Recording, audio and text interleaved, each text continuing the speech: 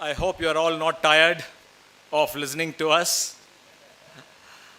Now comes the most awaited moment. Most of my dear friends also, Mr. Annamalai is coming, I am coming. This is what they told. So, I request Mr. Annamalai, sir, we know that you have been awfully busy. You must have seen in the newspapers, all the Karyakartas of BJP and especially the state heads have been summoned by Mr. Naada to Delhi. So you must be having a lot on his plate. He may have to do a lot of homework. They are going to ask him a lot of questions. He should be prepared for all that. But despite all these things, he requested us to prepone the date, and he has come here gracefully. I request Mr. Annamalai to please deliver the much anticipated, much awaited convocational address.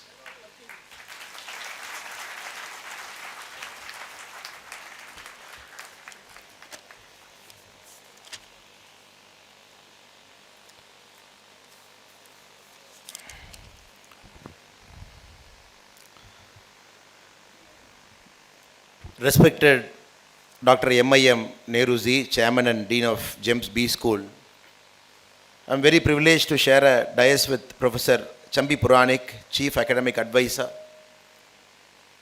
and all the professors who are here, the invited guests, the parents for whom this day is very, very memorable. Because there is no great privilege than to see the parent, for the parents to see their children passing out with flying colors, certified by the society as educated, probably in this time and age when the whole world is open in front of them for a greater career prospect. The invited parents are sitting here watching, and we must be very conscious of this fact. Many of your parents wanted to achieve something in life, but circumstances might not be kind to them. They must have invested all their time and effort on the children who are sitting here. They must have sacrificed their life so much so that their sons and daughters get something which they couldn't get. Today is such the kind of day. That is why I mentioned it's a great privilege to stand among such unique parents who have come all the way on a rainy day in Bangalore. And more importantly, the heroes and heroines of the day, without whom the convocation will be meaningless. Dear students who got their degrees today, who are walking out into a very different world starting from tomorrow morning, where they will have a bit of burden on their shoulders. At the same time, a lot of opportunities and dreams, which they are going to pursue with all their heart. So I take this opportunity to congratulate all of you. It is only auspicious on this wonderful day, Varuna Bhagavan has decided to bless you. In all cultures, be it Hinduism, be it Christianity, be it Islam, in every single culture, we all place a lot of emphasis on Parampurul, the force of nature. Whatever we do, the nature has to bless us. Among all the nature's blessing, Agni and water blessings are very powerful. Because water is so pure, it comes directly, it falls on your head. That is one kind of a blessing. Agni is also so pure. Whatever you put into an Agni Kundam, it has got the ability to burn everything and make it into a Bhasma. So today, all of you are privileged to get the nature's blessing, which is Varuna Bhagavan's blessing, in the form of pure water. You might not remember this day now. Probably why it is happening, why the convocation is not happening in the outside lawn, why all of us are sitting in the room, why it is raining, why it has created you a slight discomfort, why some of you couldn't take a picture outside, couldn't take that perfect selfie with your parents. Probably you will realize very soon that a very chosen few, on a very auspicious day, you get a blessing of this nature. So I'm extremely delighted, more than all of our blessings, more than all of us speaking whatever words we are speaking for the last 1 hour, nature has decided to speak in form of a rain. That you should feel very privileged about. And more than that, I am extremely delighted. You are not very ordinary children. You are extraordinary people. You are extraordinary people. We are not sitting in an Indian Institute of Management or a Harvard Business School or a Stanford Business School and awarding this degree. We are sitting in the middle of children who by virtue of their blood and sweat has earned this degree. You are not very ordinary people.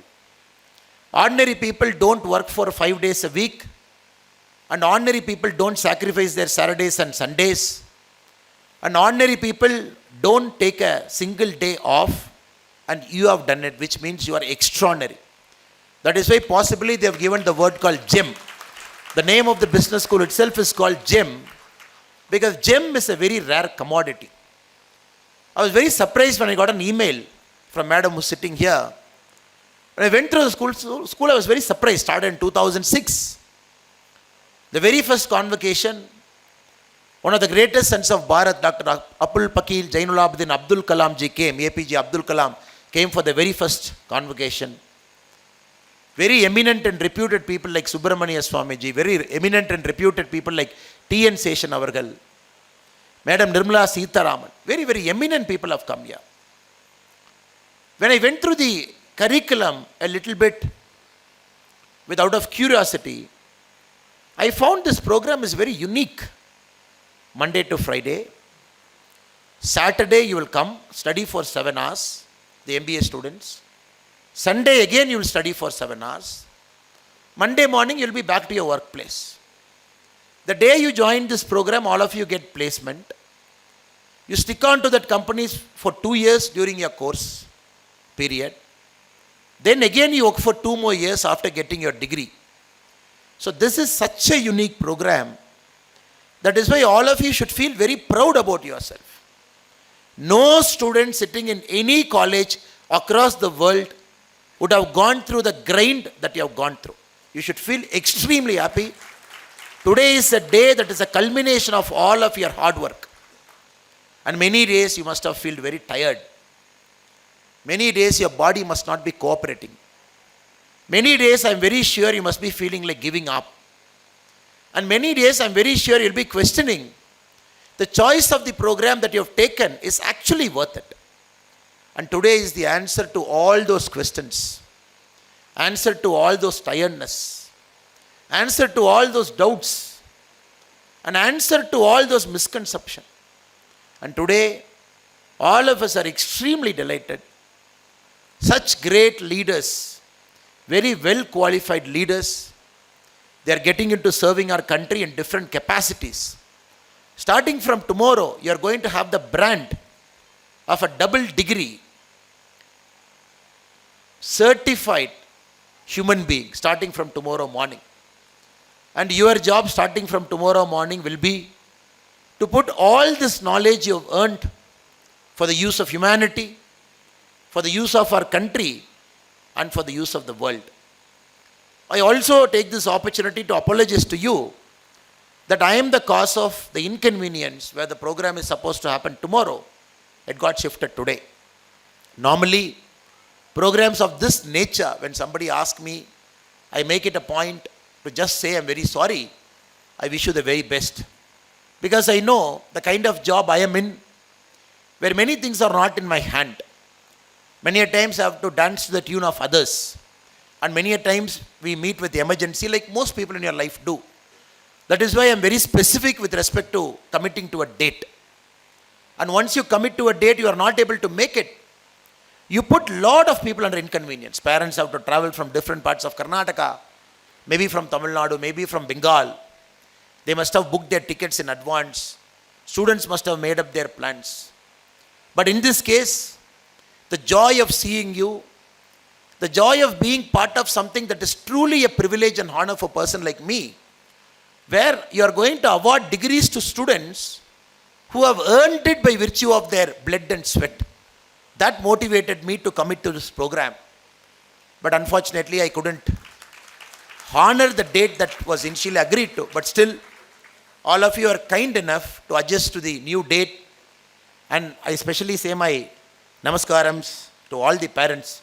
ಎಲ್ಲರಿಗೂ ನಾನು first ಸಾರಿ ಹೇಳ್ಬಿಡ್ತೀನಿ sir, ಬೇರೆ ಬೇರೆ ಕಡೆಯಲ್ಲಿ ತಾವೆಲ್ಲ ಬಂದಿದ್ದೀರಾ, ನಾಳೆ program ಆಗಬೇಕಾಯಿತು, ಇವತ್ತು ಪ್ರೀಪೋಣ ಆದ ತಕ್ಷಣ ಕೂಡ ತಾವೆಲ್ಲರಲ್ಲಿ ಬಂದಿದ್ದೀರಾ, ಅದಕ್ಕೋಸ್ಕರ ನಿಮ್ಮೆಲ್ಲರಲ್ಲಿ ಕೂಡ ನಾನು ಕ್ಷಮೆ ಕೋರ್ತೇನೆ. Such a wonderful gathering, sitting from here, watching all of you, such a wonderful gathering. You could see the energy that is throbbing, that is thriving. And sir was explaining almost about each single person, how you have come in. Probably many of you have graduated from engineering, from different streams in life. Sometimes the life was not very kind to you.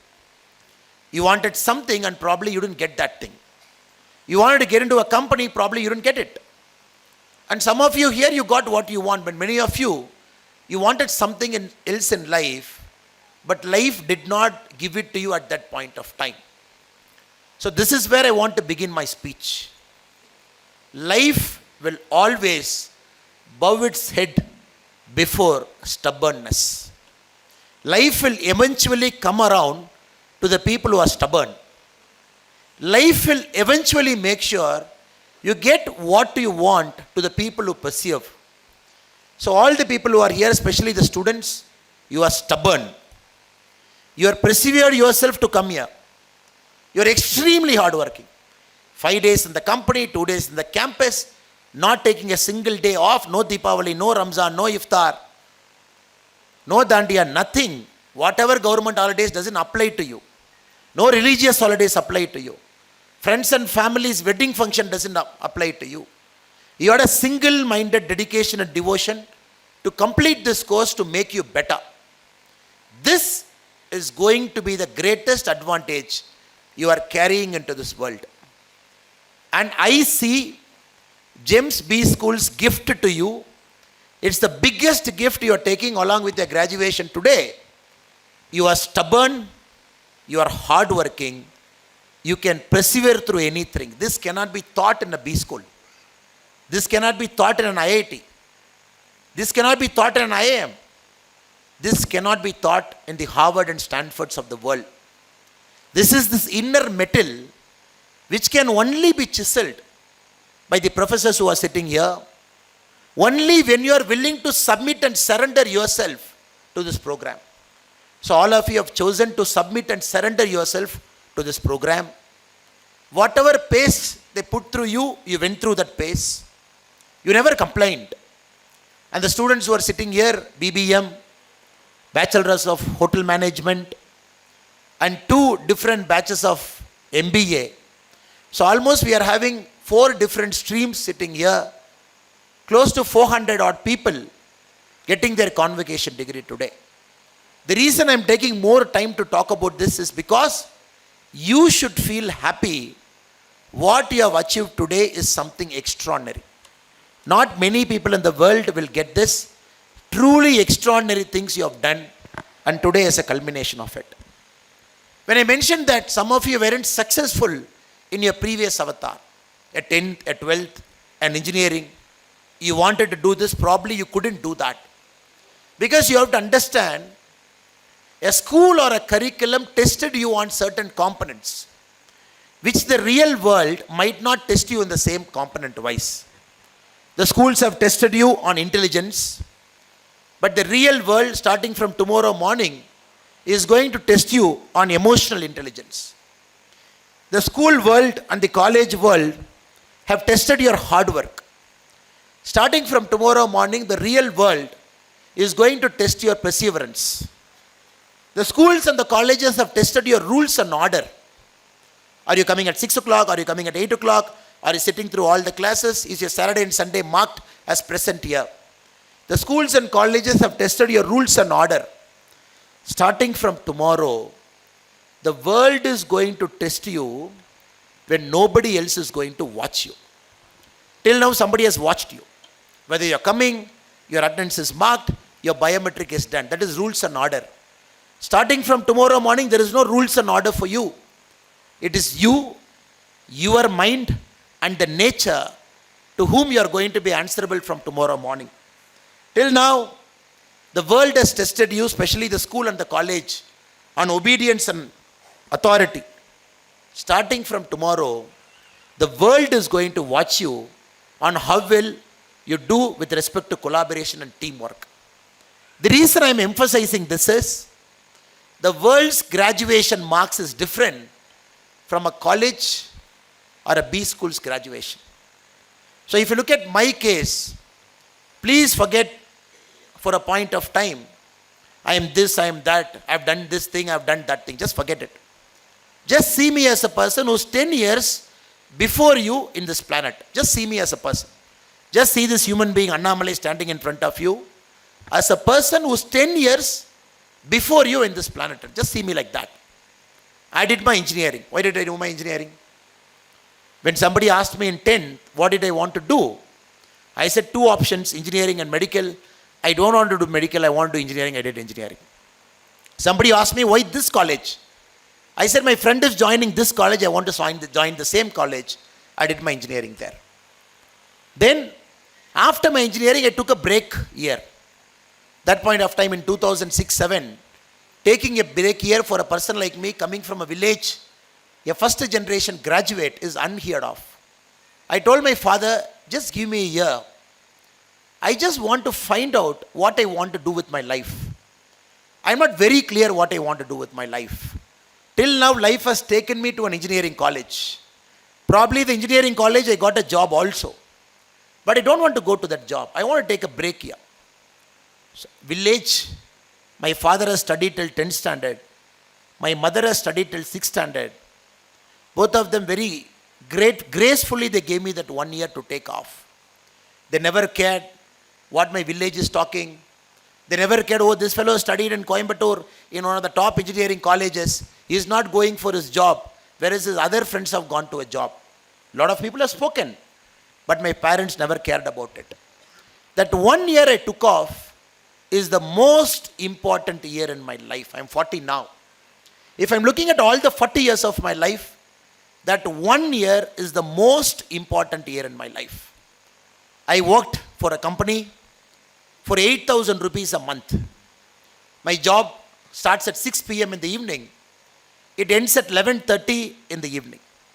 Because morning till evening, my life is all about exploring. Just to make my ends meet, I've joined a company, I was sitting in the reception. Just to make sure I earned something, I'm not dependent on my father. When I had a job with a multinational company in hand, I still did not take it. A lot of my friends call me fools. Society called me a fool at that point of time. But the only thing is, I wanted to pursue something that was close to my heart. I felt my degree is incomplete. My education is incomplete. I searched for an MBA. I went to IIM Lucknow. The day one I still remember, everybody around me are probably the toppers in their life. 10th topper, 12th topper, engineering topper, this topper, that topper. And very few people have seen second rank in their life. I'm one of those guys in the batch who's that 70%, 75% category guy. So 2 years somehow passed through IIM. The only goal I had in my life was to learn, to seek, to assimilate, to understand where the world is going. Again after MBA, when you are graduating like this, I was one among the few guys sitting in the graduating batch 2010 without a job in hand. Because my civil service interviews was 6 days after my convocation. To the day of my convocation to the civil service interview was 6 days. I gave my prelims and mains both in my MBA time. I used to attend a class, prepare my civil service simultaneously. When I wrote my prelims and mains, when I wrote my mains, it happened in such a way, my MBA exams were also happening. I convinced my registrar, I convinced my dean, I will write my mains exam in the afternoon and morning, and I will write my MBA exam after 8 o'clock in the evening as a special permission. So I can relate to all the hard work you have gone through. The reason I am sitting here and observing all of you very keenly, my life was also in a way mirroring your life. I can relate to most of the hard work that you have put through, the paces you have gone through. I never took a single Saturday and Sunday off. Every Saturday and Sunday is civil service preparation for me. Saturday and Sundays, I will take a train, go to New Delhi, get into coaching institutes, get the books, sit in some classes, catch a late night train on Sunday night, come back to Lucknow in the morning, attend my class at 8:30 in the morning. So I could really feel that what most of you must be going through sitting here. That is why I'm extremely delighted to see all your faces. I'm very, very sure all the hard work you have put will be worth it. Probably you will not realize it now. You might need a 10 to 20 year window period to look back to see what happened in James B School was magical. So ladies and gentlemen, my dear brothers and sisters, all the graduating students here, just be ready because your skills are ready. Like a diamond that needs to be sharpened. A diamond has to go through that process. A carbon, you're looking at hundreds of degrees centigrade in earth for millions of years. You give that much pressure to a carbon, it becomes a diamond. Even after it becomes a diamond, we are not happy with the diamond. Still you do polishing. Still you do polishing, multiple polishing. Then probably a customer buys it. They give that kind of value to it and they wear it. But for any person to wear the diamond proudly, nobody knows the diamond has gone through 1,000 years of evolution. Inside earth, deep down the earth, as a carbon, hundreds of degrees centigrade under pressure, again coming out, getting cut, then going through multiple polishing, and finally being that small dot in somebody's ornament. So you have gone through that. You are skill ready. Your mind is sharpened. All you have to do is trust the world. Trust the nature. Whatever happens to you from today, it is all part of a nature. Many things are predestined. And many things you are going to change it by your hard work. Many things you are going to change by your risk-taking ability. Many things you are going to change by your foresight.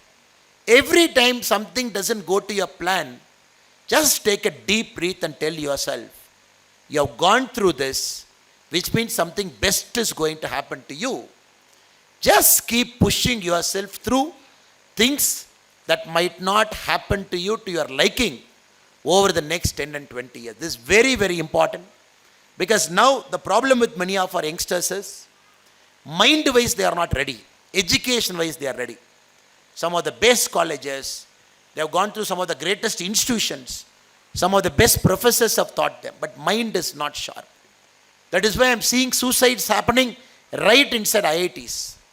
I am seeing the student suicide happening in some of the best educational institutions in our country. Because there is learning, there is knowledge, there is textbook, everything is available, but somehow mind is giving up very fast to them. So not only has the James B School trained you with respect to knowledge, trained you with respect to subject, they also have made sure mind-wise you are sharpened, mind-wise you can take up any pressure, mind-wise you can withstand anything in your life, because that eventually will be more important than a mere textbook degree or a convocation certificate in a piece of paper that is in all of your hand. So here, secondly, feel happy. Your mind is extremely sharpened. So whatever you want to do out in life, 100% you will do it without fail. Also friends, you are also living in a time, the world is going through a seismic change. Very few generations in our life can say, I saw fire. None of us can say I saw fire because fire was seen multiple centuries before by our ancestors. Some generations have seen a wheel, which we didn't see. Once the wheels came in, the circular wheels came in, again it was a civilizational change. Some generations have seen tools, a hunting tool, a pottery making tool. Again it has changed the course of civilization. Some generations have seen the invention of automobile, a car, an internal combustion engine, or possibly an airplane. So you can roughly mark out the whole humanity, civilization into maybe 8, 9, 10 epoch-making civilizational shifts.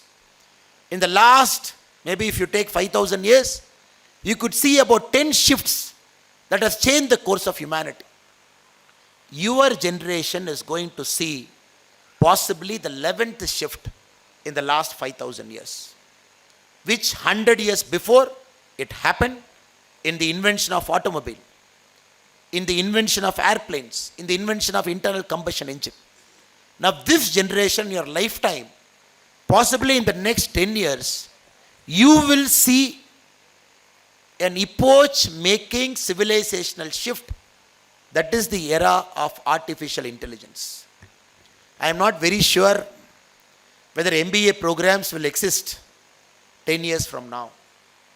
I am not very sure whether the current model of textbooks would be useful 10 years from now.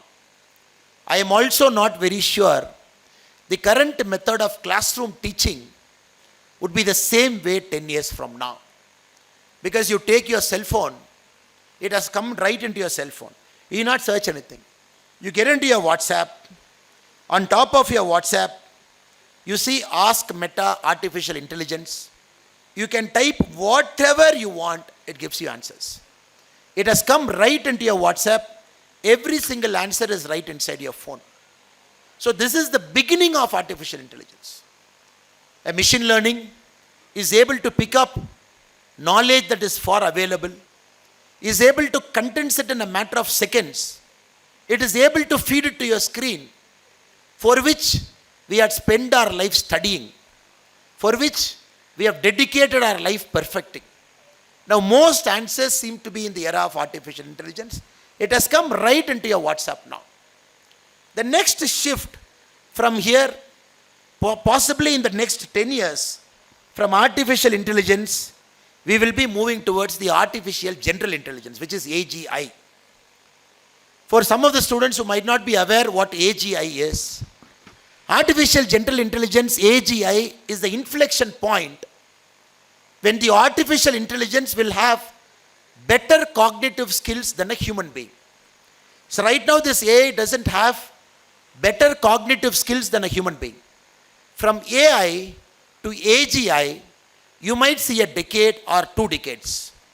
Moment you see artificial intelligence becoming artificial general intelligence, AGI, then possibly we know this is the 11th, maybe 12th, epoch-making, civilizational shifting technology that has arrived.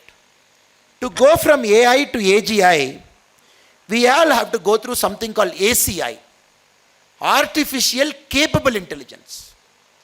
It doesn't have the cognitive skills, but it can function like an average human being.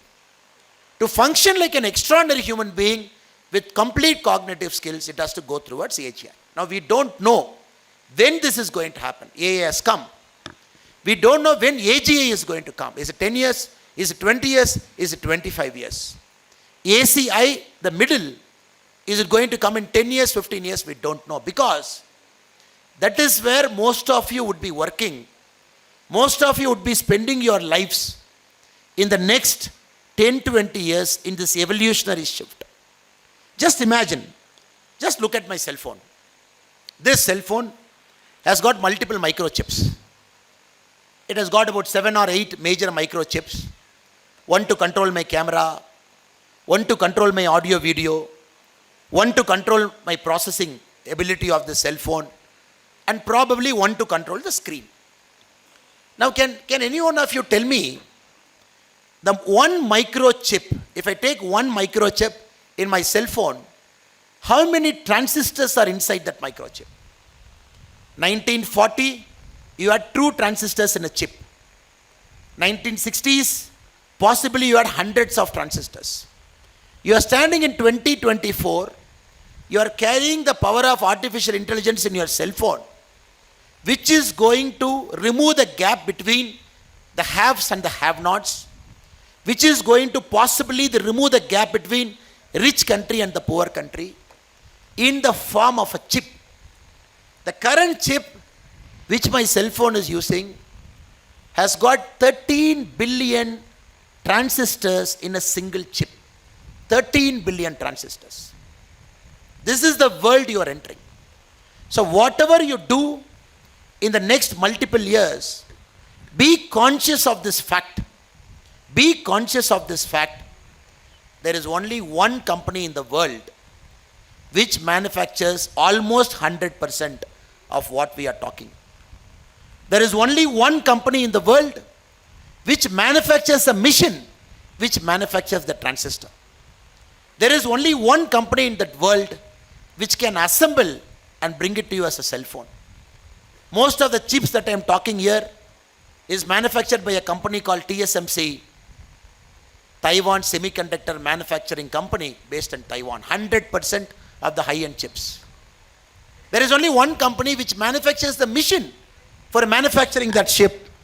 That company is based in Netherlands. It is called ASML.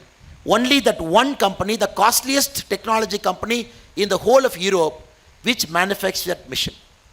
It is this Apple which has got the capacity to assemble that processing power.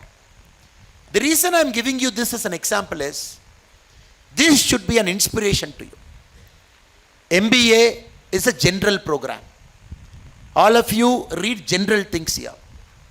And very little specialization happens. Even if you are a hospitality management MBA person, supply chain and logistics MBA person, we teach you HR, we teach you a bit of finance, we teach you a bit of logistics, we teach you a bit of marketing, we teach you everything. But you have to understand, the world is again entering into specialization. Whether you like it or not, the world is again getting back into specialization. People who can do that one job well will excel, not doing the 10 jobs average. Possibly your generation, starting from this decade to the next 3-4 decades, will see the pinnacle of specialization. One chip company manufacturing chips, one company manufacturing machines, one company assembling, it is coming to the end user. You look at the top companies in the world. If you look at the number one company in terms of market capitalization, Apple, complete specialization. If you look at number two company in the world, Microsoft, complete specialization. If you look at the number 3 company in the world, NVIDIA, which manufactures all the GPU for your gaming, again specialization. If you look at Meta, again specialization. If you look at all the top companies in the world, they are getting into specialization. This is where I see a great future for all of you. Probably you will think through, you will look into the life very carefully, and you will pick up that one thing in your life for which you want to dedicate your life to it completely. Because we all have to understand, great things happens by sacrifice. Great things just like that don't happen. So we want all of you not to be a normal person, working in a normal company, doing normal things, and living a normal life. You are extraordinary people, never forget it. You are not normal people, you are extraordinary people. Monday to Friday working, Saturday, Sunday studying. 2 years you have done it without fail, which means you are extraordinary. Extraordinary people need to do extraordinary things. Extraordinary people, the world will not accept if you do normal things in your life. So we hope and pray, in a country like India right now, possibly one of the best country to live in the world. If somebody has asked 1960 which is the best country, we will say without fail it is America. Because we are coming right after World War II. America is becoming a manufacturing powerhouse. It is going to be a rich country in the next 20-30 years. It is going to be a superpower. Everybody will say America. If somebody has asked us 100 years back, which is the best country to live, we would have said UK. Because 70% of the world was under the control of United Kingdom. Possibly they had the tools, they had the control mechanism of the whole world, UK. If you had asked me in 1970-80, which is the best country in the world, we would have said Germany, or maybe parts of Europe. In 2024, if anybody is asking you which is the best country in the world to live in for the next 50 years, without a doubt, it is going to be our country. Without a doubt. I'm not just saying this to motivate you. I will talk with facts. I will talk with facts. I'm not just saying because you will clap when I say India is the best country to live for the next 50 years. A population of 142 crore. No other country is comparable to our country. We are number one in terms of population. But we are not so interested about the population. We are interested about the quality of the population. How is our population? 40% of this 142 crore, they are below the age of 25 years. Just imagine. 25 years and below, 40% of 142 crore, which is approximately 60 crore. Which means all of your youth, the whole world is open in front of you. The whole world is your market. India is going to be the human resource capital of the world for the next 100 years. You want to have a CEO for Alphabet? Please call Sundar Pichai. You want to have this CEO? Please call an Indian origin guy. You want to have Satya Nadella? Please call him, an Indian origin person. You want to run some great American Fortune 500 company? Please call an Indian origin CEO. Whether we like it or not, some of the top corporations of the world, maybe 20 years from now, I look forward to a time 50% of Fortune 500 companies will be run by an Indian or an Indian origin person or a person who has spent considerable time in our country. 50% of Fortune 500 companies, 250 companies. Right now we have 19 companies run by Indian origin CEO. You will see a world where 50% of Fortune 500 will have an Indian origin CEO, because this will be the world's largest market. No other country is going to have the market that we are going to have. And this market is the most complex market of the world.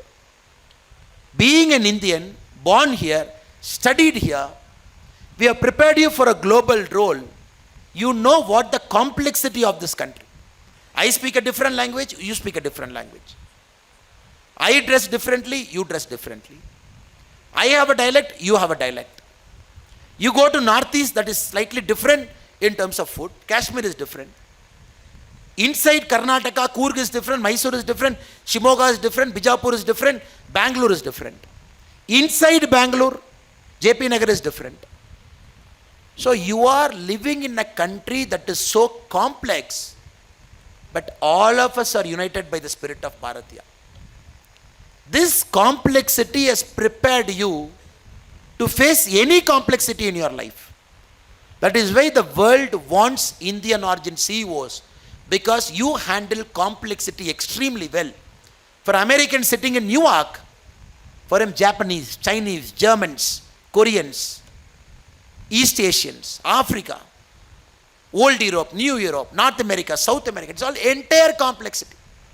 But you guys will handle just like a cap on your head, because you know what complexity is from the day you are born.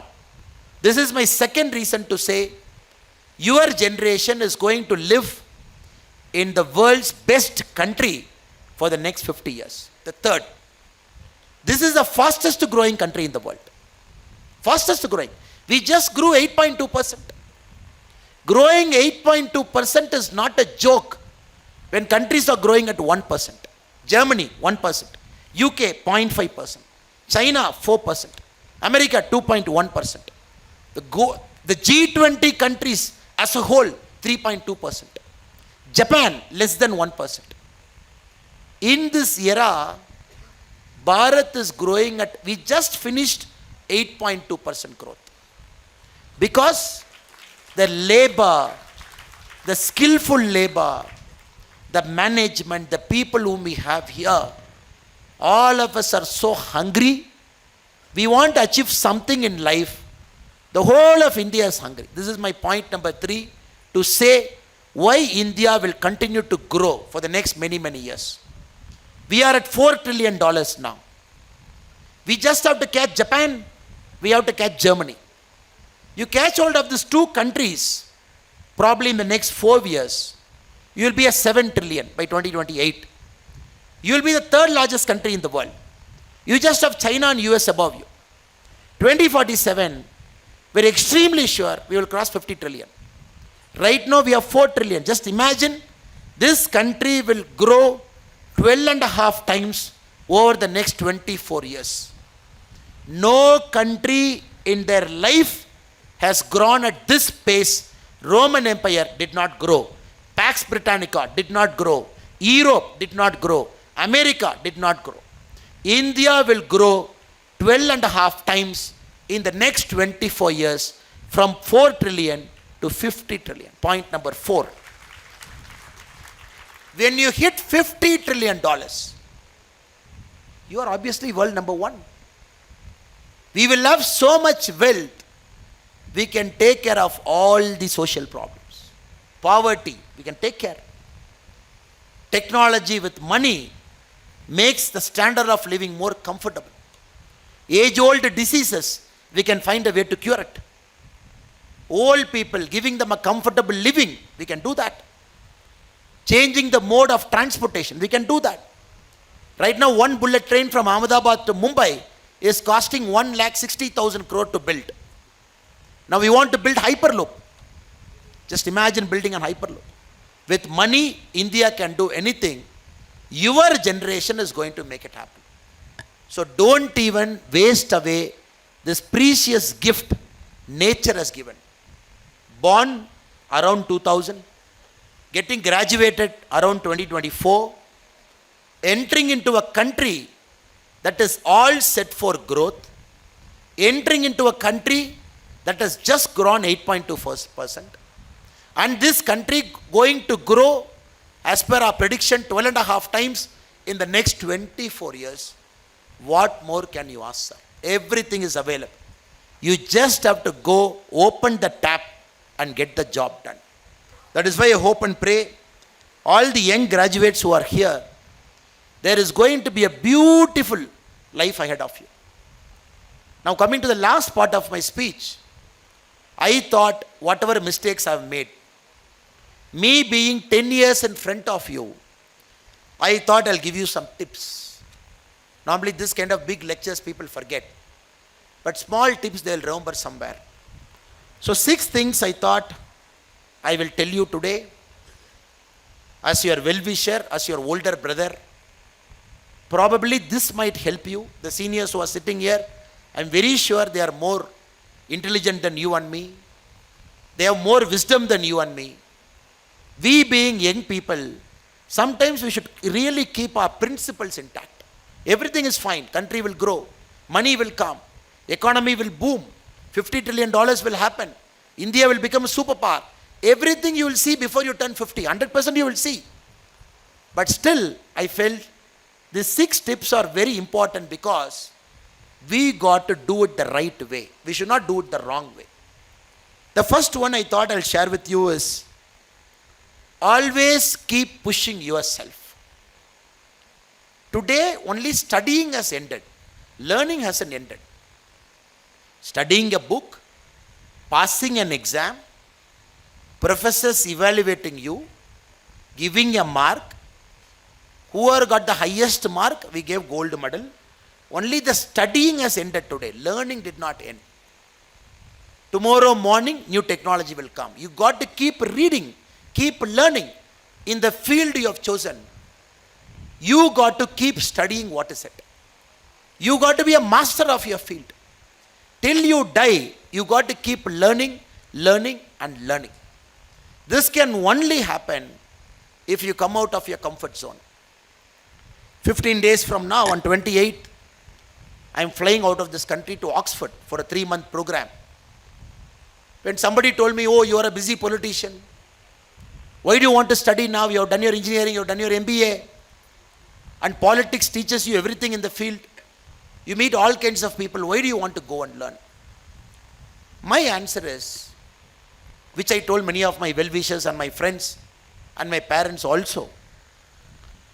Being a student at a point of time in our lives always brings back that hunger. Sometimes we get used to the comforts of life. When we force ourselves to be a student for some time, even the wrong things that has got into your head, you will remove it. So I am again becoming a student on 28th of August. I am doing a fellowship in Oxford in London, a 3-month program where I will stay inside a hostel, walk to my classroom, carry my ID card, sit in the classroom, listen to the professors, finish a thesis, then I'll come back to our country in the last week of November. This I believe I have to do. No matter what, I have to challenge myself.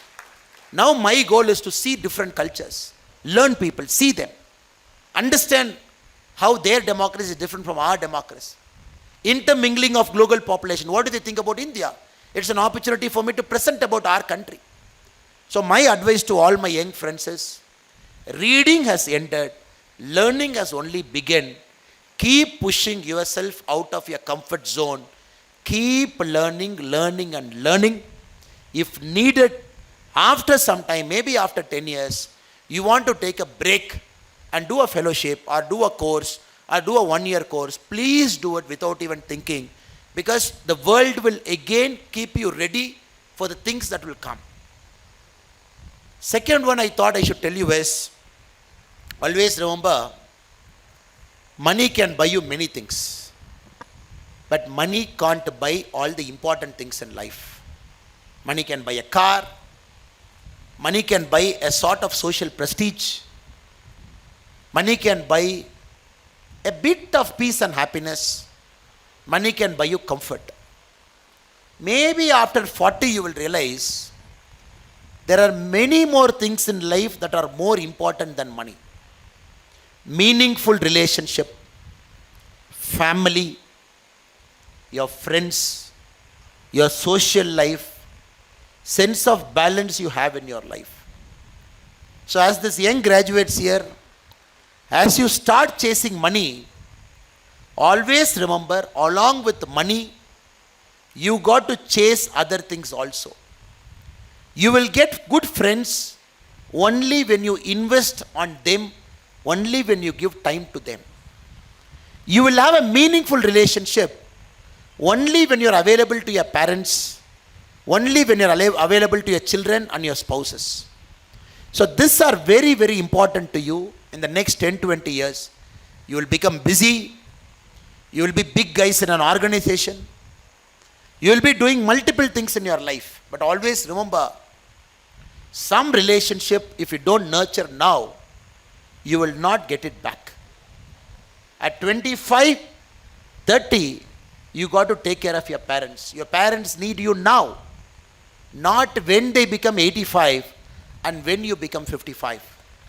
It is very important, whatever you do, make sure you allocate time for all of this, because money can buy many things, but money can't buy many important things. Possibly at 60 we will realize these are more important than money. So let us not make the same mistake many of our brothers and sisters from the previous generation made. Let us chase money, build a career, make products, sell it, invent companies, let us do everything possible. Take time out to breathe. Take time out to see the nature. Take time out to see a beautiful sunrise. Take time out to sit with your parents and drink a cup of coffee. Take time out to go to your friend when he or she needs you.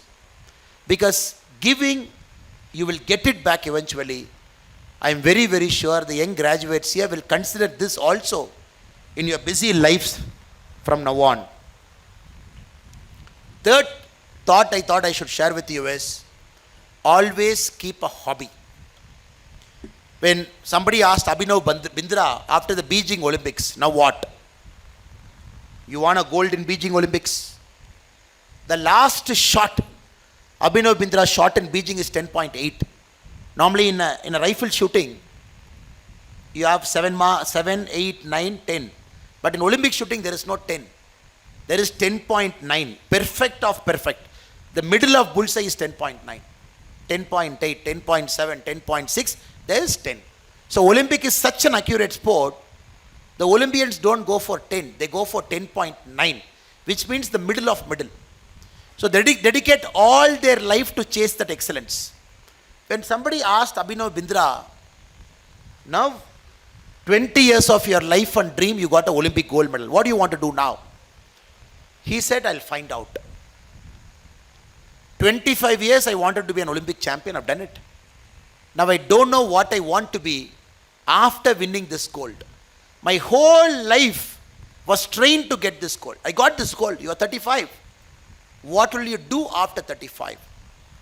The main problem with our current generation is they are burning out so fast. 35, 40, 45, EMI, nice apartment, EMI, good car. We are earning well enough to do 2 foreign holidays in a year. We are earning well enough to have a certain social standing. When you talk to your colleagues at 45, 50 years of age, you ask them, they say, there is some emptiness in their heart. Whatever they want to do, they have done it. Whatever they have to achieve, they have achieved it. They have done great things. Unicorn, at 37, the youngest billionaire from Bangalore, Nikhil Kamath, 37 years, $3.8 billion, all done, dusted, all done. What will you do at 50? What will you do at 55? The thing we have to learn from all our great people sitting here is, we have to age gracefully. It is not a great thing to say, I am great at 30. No. It is important to say, are you great at 60? Are you great at 70? Are you great at 80? Are you great at 90? Are you great at 100? The reason I am asking you this question, because your generation, you are going to live more than all the previous generation, because you are living in the era of terrific research happening in synthetic biology. Google has put thousands of crores into synthetic biology. Stanford has done pioneering research. How to extend your life. How to make sure the telomeres on top of your cell, how we can minimize the damage for the telomeres so that your longevity goes up. If there is a problem in your liver, we can fix only that liver. Or we can get into your DNA, fix it and come out. So next 20, 30 years, you will see all sorts of things happening where you will live for a longer life. But the question is, do we have to live an empty life? After 45, after 50, should our lives be empty? How we should live with our grandchildren? You and your wife, or the lady here with your husband.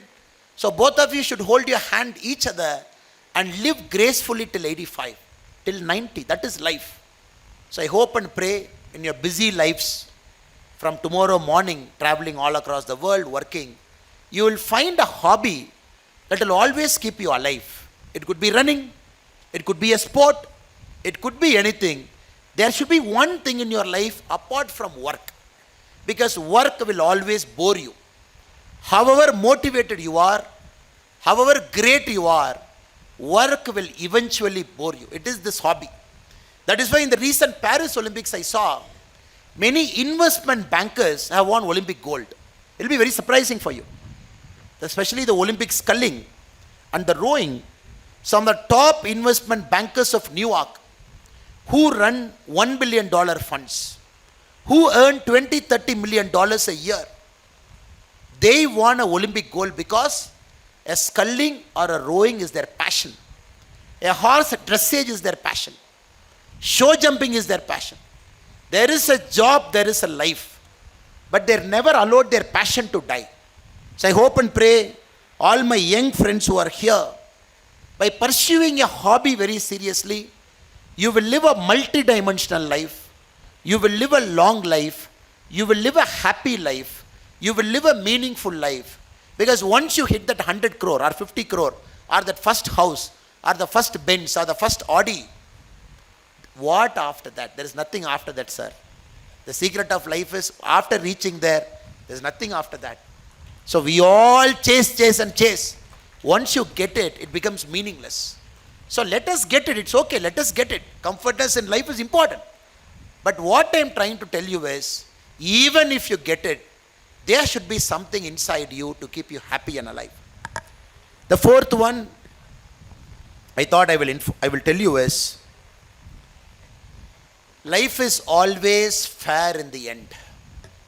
My IPS batchmates, I had an interesting set of IPS batchmates, 150 in the batch. Somebody is a bus conductor, wrote the civil service exam, cleared it, became an IPS officer. One of my batchmate who is in Orissa now, a Tamil brother, he was a hostel warden. He ran a small roadside hotel. He did everything possible. IPS officer. Lady officer in Delhi, again from Tamilnadu. Husband was a constable. They were doing parade every Friday. She was coming and watching her constable husband standing in the parade. She asked her husband, who is that person standing, all of you are saluting? He said, Bada Sabe, SP, IPS officer. She said, can I become that IPS officer? The husband laughed. To prove her husband wrong, she also became an IPS officer. So we have stories like this in batches after batches. The reason I'm telling you this story is, life is not always who starts first. Life is always who ends first. So just imagine, life is very fair to you. Life is never unfair to anybody. You might say, oh, I did so many great things, life is not fair to me. I studied so much, I'm unlucky. You see, for 40 years I did not get anything, but this fellow got everything. You might say, if you look at the life as a totality, life will always balance. When we end our life, life will always give what we want. I will again give an example. When I was the ASP, Karkala, Western Ghats, later I became the SP of Udupi. One of the constable who worked with me, ramrod straight constable, a person of highest integrity. And you all know a constable gets how much salary? 25,000. He works 16 hours. This guy doesn't take a single rupee, single penny. Always straight, obedient, diligent. Many people used to laugh at him. As ASP, we live in a small office. This fellow doesn't know how to live his life. He could have taken some money here and there, some 20,000, 30,000 extra in a month, which will add to his salary, which will come down to 50,000. He could have lived a comfortable life. Look, everybody is taking, but God is not punishing them. Police is not catching them. Lokayukta is not catching them. Anti-corruption bureau is not catching them. Very shamelessly, these people stopping a guy going in a two-wheeler in the middle of a road, very shamelessly is collecting 200 rupee, but nobody is taking any action. And many people in their service, by being corrupt, has also retired at 60 years without getting caught. For every 1% who get caught, I would say 90% of corrupt people, they retire without getting caught. Every 1% they get caught, 90% of people happily retire without anybody catching them. Then we ask ourselves, what is justice? What is karma? Somebody is making a mistake, no punishment. But a government clerk earning 25,000 rupees is ramrod honest, is suffering. Living in an 8,000 rupee house, not able to give good education to his children, not able to take his children to a good hotel, not able to buy a good dress, when that person could be corrupt, but still he chose not to be corrupt. So do you know what happened? That constable's son became an IPS officer. It just happened when the father was in the service, the son was an IPS probationer. Then one day in a meeting I was telling, this is karma. Karma will always balance things in life. So youngsters here have to understand, life is always fair to all of us. You might not get something today, doesn't matter, sir. Doesn't matter. You will get it when you need to. You will not get it when you don't want it to happen. So all of you, my sincere advice to all the young graduates here, over 60 years, over 70 years, you might not make more money. Your children will be great. You might not make more money. Your father will live long. You might not make 1,000 crore. Your family will be happy. Other sense, you might make 1,000 crore, but 50 years, you might go to jail for a corporate governance fraud. You might make 500 crore. Something will happen to your children or to your parents. So always remember, Karma will eventually get back at each one of us. Nobody can escape this earth without paying the price for karma. So you got to be patient. That is more important. You got to be patient. Something doesn't happen means some good things are waiting for you. Something is delayed means some great things are going to happen in the near future. With the spirit of positivity, life is always fair to everybody. It balances always. Something it will give you, something it will take you. Something it will take, something it will give. Totality, life will be fantastic. So remember this. Don't feel bad, I didn't get it today. Don't feel bad, I didn't get that promotion. Don't feel bad, the first company you started is not doing well. Keep trying. Keep doing your hard work.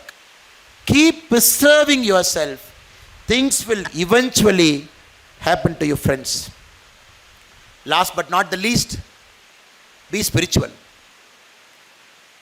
All faiths are here.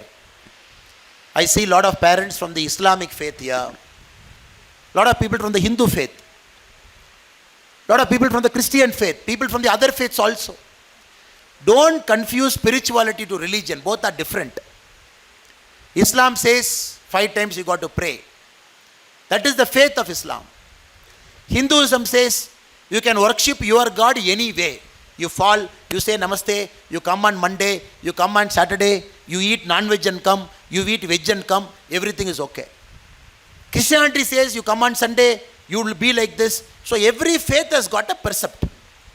So I am not saying spirituality is equal to religion. I am saying spirituality is understanding who you are, being comfortable with who you are, living peacefully with who you are being. This is very important. 3 things.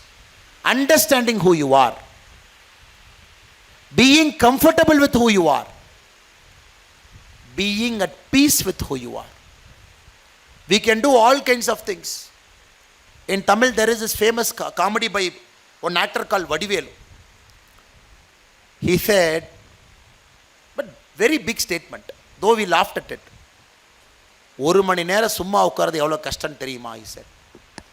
Sitting 1 hour ideal is how tough. Because we are not able to live with ourselves. We are so distracted by cell phone. We want to watch our cell phone. Even no WhatsApp message, we still want to open your WhatsApp message, see and close it. No message in Instagram, nothing is going to fall. Still open the Instagram and see what my friend has eaten for dosa, what profile picture they have kept. Nothing is there. Still open your email and check whether somebody has sent an email. Problem is because there are so many distractions in our life. Spirituality teaches you to live with yourself comfortably. Yoga, please do. Meditation, please do. You want to do extended namaz, please do. You want to take a good pilgrimage, please do. You want to hike a mountain on your own, please do. Spirituality you will only realize when you push yourself. When you are an ordinary person, you will not realize spirituality. An ordinary person has to push himself or herself to realize spirituality. It has to be a yatra. It has to be a surrender. It has to be a fasting. It has to be a penance. Only this will kill your ego. Only when your ego is killed, spirituality is born inside you. Till the ego is there, spirituality is not born. We can go to temple, that is just a drama. We can give 500 rupee in the Archaka's plate so that he will make you to stand first and give you the first prasadam. Useless. You can go to a temple, I can give you all Mala Maryada as the VIP. Total nonsense. That is not spirituality. That is a bogus spirituality where we are telling everybody we are also doing namesake spirituality. Spirituality is surrender. It's penance. It's pushing yourself, hurting yourself. Doing a yatra or a journey where you are going to see your extreme limit. I hope and pray all of you here you will get that opportunity in your life. My Islamic friends, when you get the opportunity to go to Mecca, Medina, please do it. Very strenuous spirituality. Go do it. You will realize who you are as a person. My Hindu friends, if you get an opportunity to go to Kailash, Kedarnath, Badrinath, strenuous, push yourself, please do it. Sabrimala, do it. My Christian friends, you want to practice this Lent properly, you want to practice your Christmas properly, please do it. My Jewish friends, you want to practice Sabbath properly, please do it. That is why our forefathers have beautifully kept spirituality in each of the religion. But we are not able to differentiate between spirituality and religion. So my sincere prayer to all of you is, you will keep pushing yourself, keep going outside your comfort zone. You will understand money can buy many things. Money also can't buy very important things. You will understand life is not at 35, life is at 75. If you want to be alive, young, even at 75, you got to have a hobby. And my young friends, you will understand life is always fair in the end. Karma will catch up with us. Eventually, we all have to pay a price to karma. None of us will escape. So let us live our life the right way. And my young friends, I am very sure you will also understand your real awakening begins only when your spirituality opens inside. I hope and pray you will not confuse religion and spirituality.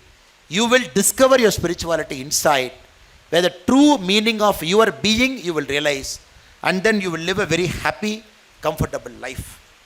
Just to end, I am not sure how much of my speech made a sense to you. I am in my last 2-3 minutes. How much did I really connect with you? I am only trying to emphasize you are special people. You are extraordinary people. You are not normal people. Which means your achievement will be extraordinary. I can take a piece of paper, I will write it down, come give it in each of your hand. If it is not happening, after 10 years you can take my property. So all the B school students who are here, because you are special. 5 days work, 2 days studying, sacrificing your life, which means you will achieve greatness in your chosen field. So that is a given. We all want you to take risk. It is given. You know you will achieve great things in life. Please take risk. Please take risk. I am begging you, please take risk. Start a company, take risk. Travel somewhere, take a risk. You want to make your hobby as your profession, please take risk. You want to quit everything, start something fresh tomorrow morning, please do. You are afraid of doing something till now, you want to pursue it next week, please do. Why I am saying this? Because there is no better time than pursuing your passion. You are living in this country, the world's youngest country, which in 25 years is going to be the world's #1 economy, which you will be a part of. And we all of us want you to be really extraordinary in what you choose. Last but not the least, life has tested you in some way. Don't feel bad. Starting from tomorrow, life is going to test you in other ways in which you will be toppers.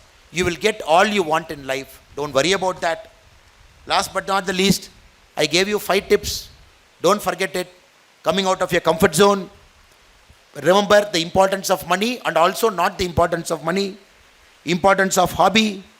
Importance of karma and life. Being spiritual. I am very sure, small world sir, we'll keep meeting each other. Whenever I happen to see you, if I'm able to remember your face, I'll say hello. If you're able to see me and remember my face, you please say hello to me. So that let us check on with each other what each of us are doing. What I am doing, what you are doing. Let us keep a track of each other for the next 25 years and make this country a great, beautiful, developed Bharat, for which all of us should play a major role. I take this opportunity to thank the 2 eminent gentlemen sitting in the stage, James B. School, the chairman and dean MIM Nehru ji, and the chief academic advisor Professor Chambi Puranik ji, and all the parents. Once again, my apologies, sir, for the trouble. It is supposed to be tomorrow. You have come all the way for today. Thank you so much for coming. And all the guests who have come from different parts of Bangalore and different parts of India, not worried about this inclement weather. I bow my respects and my vanakkam to all of you. And all the students who have come here, you will do great things in life. Relax, chill, have a great fun day today. Let us start our work tomorrow. All the very best. Take care. Bye.